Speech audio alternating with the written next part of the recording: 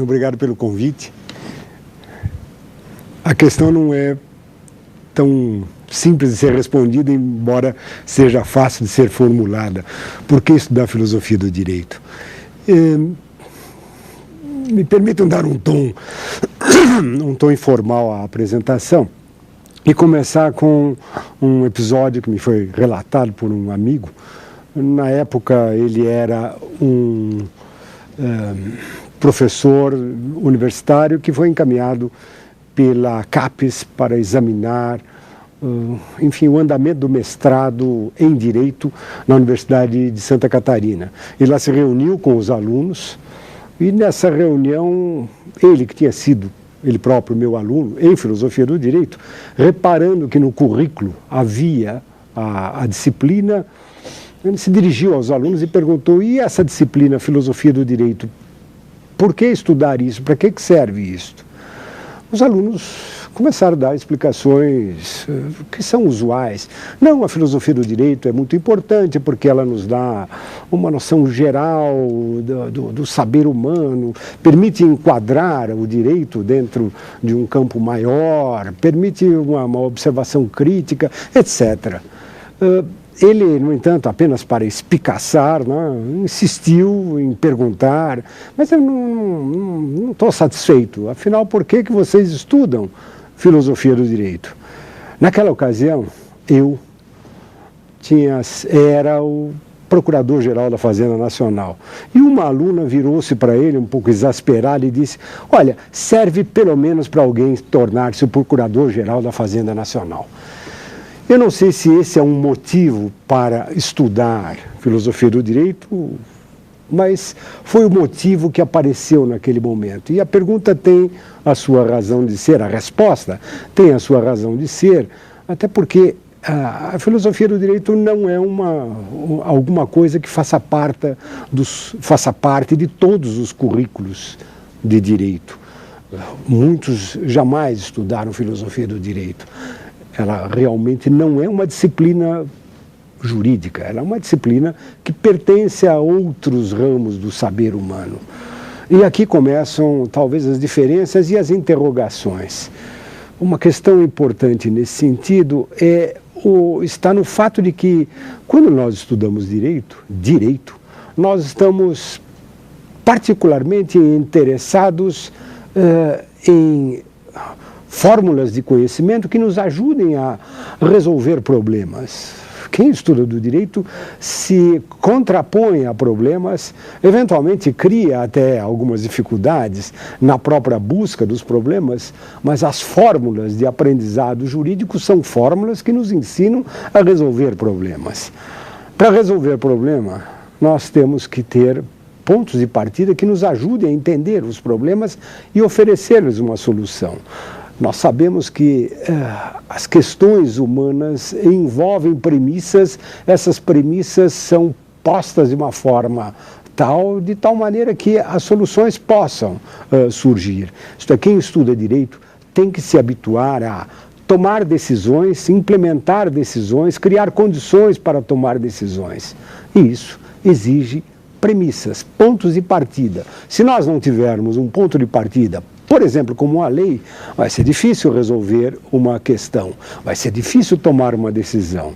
Mas é possível fazê-lo também ainda que lei não existisse. E daí nós vamos procurar alguma premissa, nem que seja estabelecer um acordo, mediante contrato, seja o que for. E ainda que eu não tivesse contrato, em algum ponto da tradição, do conhecimento, nós iríamos procurar alguma premissa que nos servisse como base para uma tomada de decisão. Quem estuda direito está acostumado a pensar a partir desses pontos de partida que nos permitem tomar decisões. O estudo do direito não se resume a isso, mas ele é basicamente isto. E onde é que entra a filosofia do direito num estudo como este? Ela entra de uma forma paradoxal, porque, de certa maneira, estudar filosofia do direito significa exatamente pôr em questão aquilo que para o estudioso do direito é essencial como ponto de partida. Quem estuda a filosofia do direito põe em questão os pontos de partida para a tomada de decisão tecnicamente disciplinada pelo direito e tecnicamente aprendida pelo estudioso do direito. Mas por que fazer isso? Por que pôr em questão a lei? Por que pôr em questão o ponto de partida, o dogma? Por que pôr em questão um modo de pensar voltado para decisões? Por que pôr em questão as decisões, não no sentido de saber se elas resolvem ou não resolvem, mas simplesmente por pôr em questão? Parece um estudo que não tem uma propriedade muito clara em termos de utilidade. Daí a pergunta do meu colega e a resposta impertinente da aluna: estuda-se filosofia do direito para quê? Para alguém se tornar alguma coisa? A resposta não é satisfatória, mas a pergunta acaba sendo pertinente. Por que nós estudamos filosofia do direito?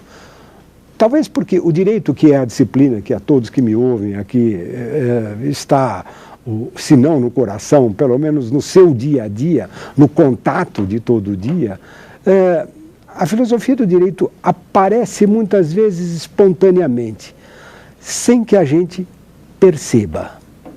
São fórmulas de questionamento, questões que nós nos propomos, que às vezes, sem pensar que nós estamos dentro deste terreno filosófico, aparecem e nós formulamos. Eu vou lhes dar um exemplo com toda a informalidade. Há alguns anos atrás, eu me lembro de chegar em minha casa e receber a notícia de que minha filha, que tinha na época 18 anos, tinha se dirigido a algum lugar, estacionado o carro na frente de uma garagem, uma porta, uma casa, não? Desceu rapidamente para buscar alguma coisa na esquina e voltou. Quando ela voltou, o carro estava todo riscado. Ela olhou procurando quem poderia ter riscado. Havia um moleque pendurado no muro da casa, né, com um sorrisinho denunciador, não? Enfim, ela chegou em casa desesperada porque tinha o carro todo riscado e contou para a mãe, que é bacharel em direito, ela não, mas aí disse para a mãe: o que eu faço?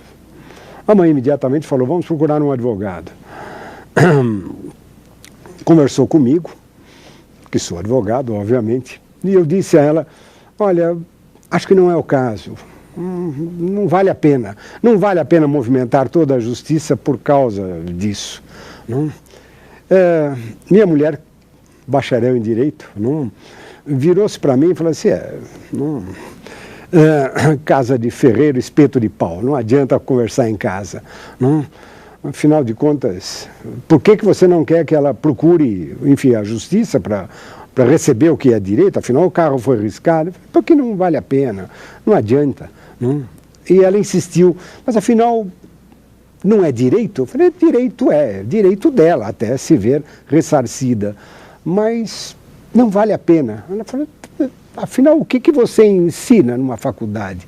Não é direito? Você está desestimulando a sua própria filha? Afinal, existe ou não existe esse negócio que você chama de direito? Eu vou procurar um amigo nosso que é advogado, e lá foi ela procurar, e recebeu a mesma resposta, não? Inclusive com um acréscimo: seu marido está tão mal de vida que não pode pagar o conserto. Não? Com isso ela ficou mais desesperada ainda e voltou para casa dizendo: olha, vocês todos advogados, ele é bacharel em direito, mas não advoga, vocês todos advogados não trabalham com esse negócio chamado direito, mas nem sabem o que é isso, até porque não acreditam nisso. A reação dela, uma pessoa que tinha estudado direito, estudou direito, ela não exercia a profissão, mas era, enfim, trabalhava no Tribunal de Contas da União, em área jurídica, não exercia a profissão como advogado. Esse tipo de reação mostra alguma coisa que tem particularmente a ver com a filosofia do direito. E foi o que eu disse com toda cautela, afinal não era uma aluna, era minha mulher, não?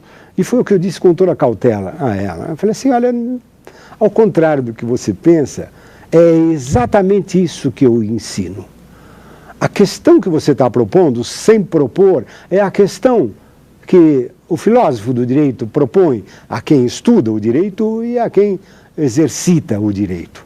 No fundo, aquilo que deixa você exasperada é a pergunta, afinal, o que é isso que você ensina? O que é o direito? Existe isso? E ela dizia, isso nem existe. Essa é a questão. Existe direito? Existe isto? Essa é uma questão que vem desde tempos imemoriais, em várias culturas, e que costuma ser chamada oficialmente de a questão da justiça. Se a questão da justiça é uma questão de direito, é uma longa conversa, mas a questão da justiça é provavelmente a grande questão do direito. E como grande questão do direito, é uma daquelas questões que o direito, como tem que tomar decisões, dificilmente aflora.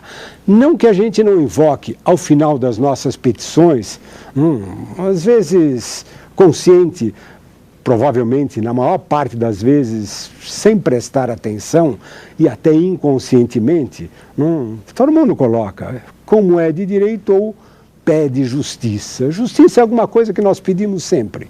Como advogados, nós pedimos justiça. Como juízes, nós fazemos justiça. Como legisladores, nós procuramos justiça.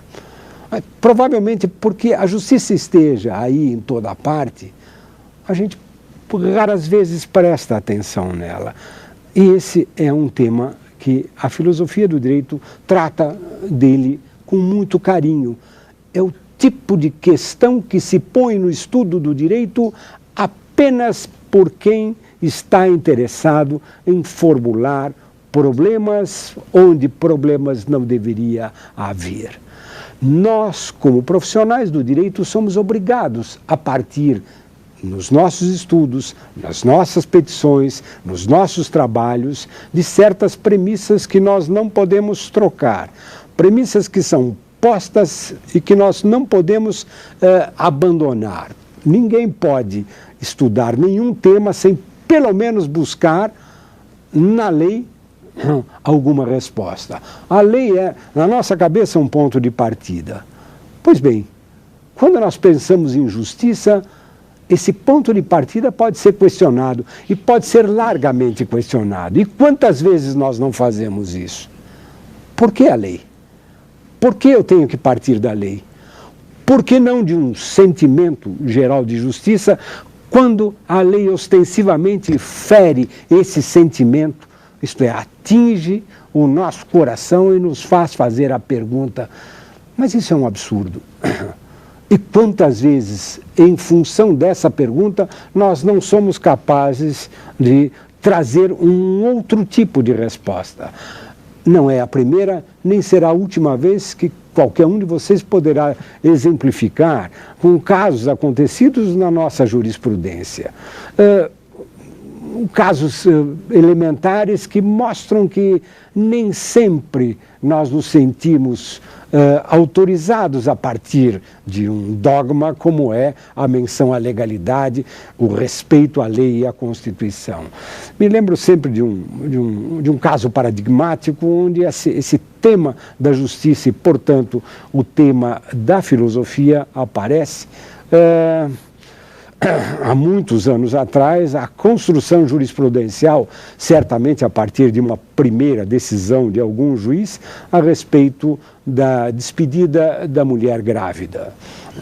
Sabido que em tempos passados, onde a despedida era possível, ninguém respeitava o fato da mulher estar ou não estar grávida. Não havia, como há hoje na legislação, todos os cuidados que nós conhecemos. Mas em algum tempo, em algum momento, embora a lei autorizasse a despedida, algum juiz, em nome não se sabe do que, mas talvez desse sentimento de justiça, deve ter dito, dane-se a lei, isso não pode continuar e não é assim que eu vou fazer. O que é que nos move, às vezes, a romper com esses pontos de partida que nós tomamos como obrigatórios? Não se pode dar uma decisão, nem pedir alguma coisa contra a legem, não se pode violar a Constituição e, no entanto, às vezes nós violamos a Constituição e violamos a lei, não com o espírito de estar cometendo uma infração, mas muitas vezes com o espírito de estar realizando algo que seja mais